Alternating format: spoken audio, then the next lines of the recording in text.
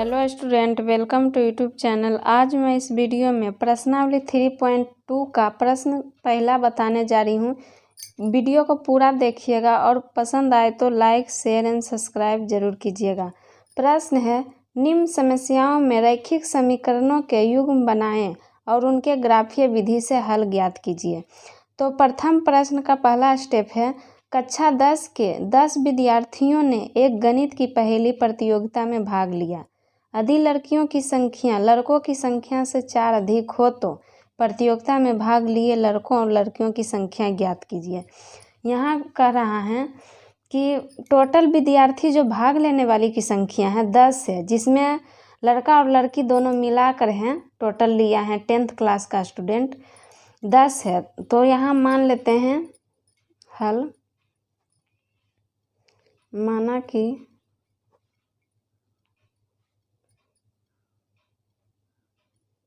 लड़कों की संख्या बराबर x तथा लड़कियों की संख्या बराबर y है। तो प्रश्न से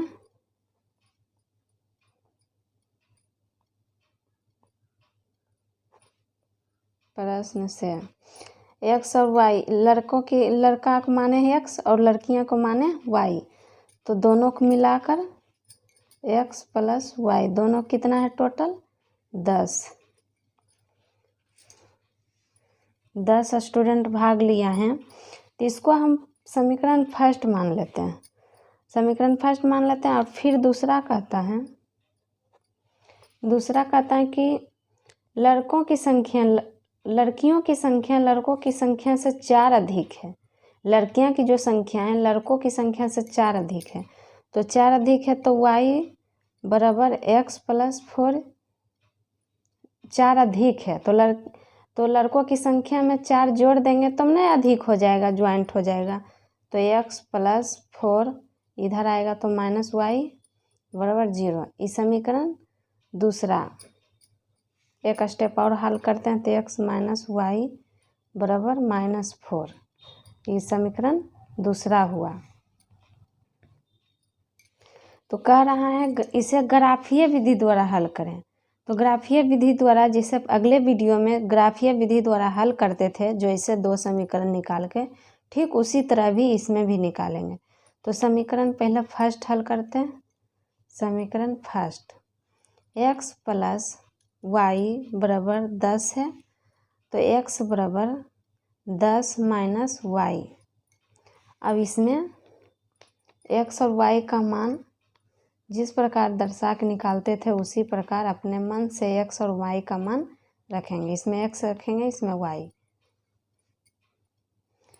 तो हर एक स्टूडेंट अपना मान अलग अलग मान रख सकता है, लेकिन सभी का आंसर जैसे ग्राफ सभी को एक जैसा आना चाहिए। आंसर मतलब एक जैसा होना चाहिए।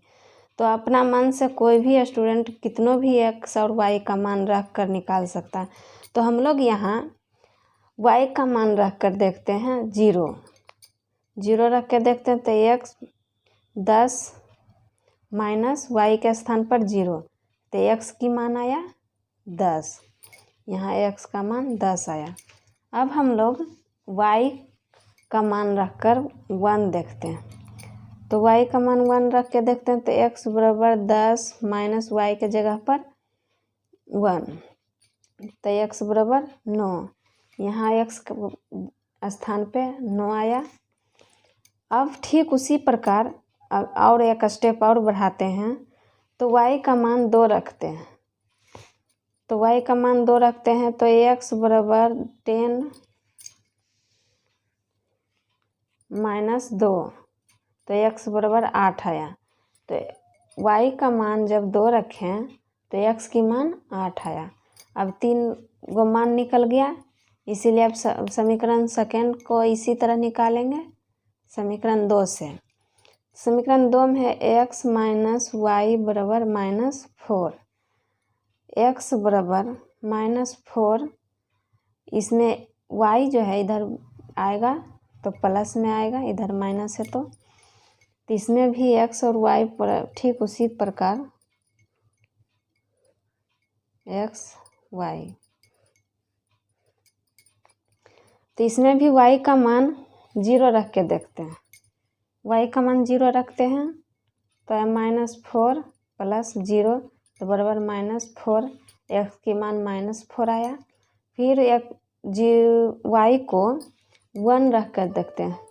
y के मान 1 रखेंगे तो 1 होया x बराबर -4 + 1, तो और ये प्लस माइनस की चिन्ह जो है सबसे बड़ी है, इसीलिए माइनस और प्लस माइनस, लेकिन बड़ी वाली चिन्ह होगा।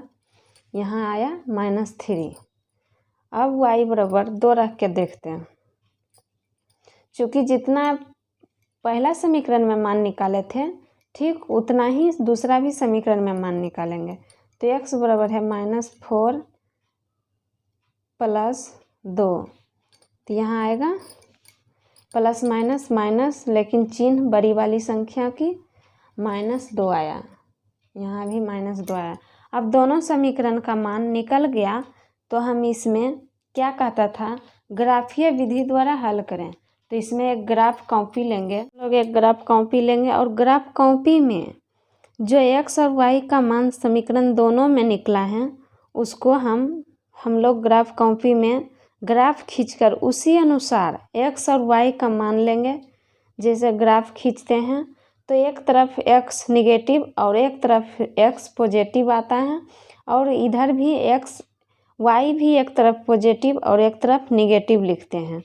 ठीक, तो हम लोग ग्राफ पहले ही खींच चुके थे, तो यहाँ पे है जो ग्राफ दर्शा लिए हैं, और यहाँ सबसे बड़ी वाली संख्या है 10। x जो है 10 है, जो सबसे बड़ी संख्या है, उतना इधर x सबसे बड़ी वाली संख्या लिए हैं x, क्योंकि यहाँ 1 से 10 तक ही अंक है, इसीलिए 1 से हम गिनती किए हैं और 10 तक लिए हैं। तो यहाँ पहली में है, पहला समीकरण में x आया है 10 और y का मान है 0। तो यहाँ पहली संख्या में x है 10, यहाँ x की लाइन पे 10 और y 0, तो 0 यहाँ ही y, तो एक बिंदु यहाँ लेंगे, 0 और 10 यहाँ दर्शा दिए हैं। ठीक, दूसरा देखेंगे x और y का मान, तो x की मान है 9, तो यहाँ x की लाइन पे ही x का मान है 9, और y देखते हैं तो 1 है, तो y है 1 जो कि प्लस में है, 1 है।